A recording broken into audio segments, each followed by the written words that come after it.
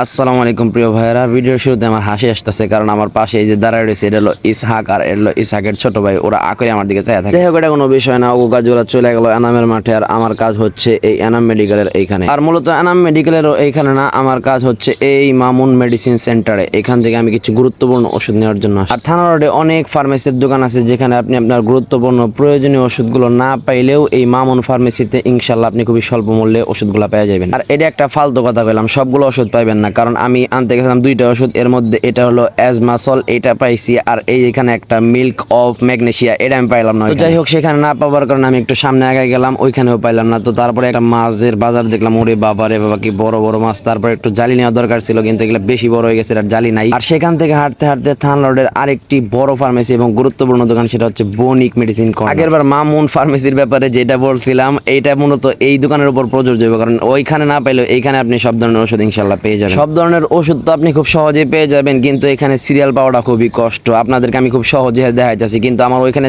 যে কষ্ট হয়েছে বাইরে ভাই, আমি ওইখানে অনেকক্ষণ দাঁড়াইছিলাম। দোকানের এই পাশ থেকে ওই পাশ পর্যন্ত যতগুলো ওষুধ দেওয়ার জায়গা আছে প্রত্যেকটা জায়গায় একদম ভরপুর মানুষ দিয়ে, যার কারণে অনেক দেরি হয়েছে। অনেকক্ষণ পরে যখন সিরিয়ালটা পাইছি, তারপরে কি জানেন ভাই, কয় কি এই ওষুধটা নাই, কেমনটা লাগে। তারপর সেইখান থেকেই পাশে আর একটা দোকান, আমি হতাশ হয়ে সেই দোকানে গেলাম, কিন্তু আলহামদুলিল্লাহ সেইখানে গিয়ে আমি আমার কাঙ্ক্ষিত ওষুধ যেটা আর কে ফার্মেসিতে পেয়ে গেলাম।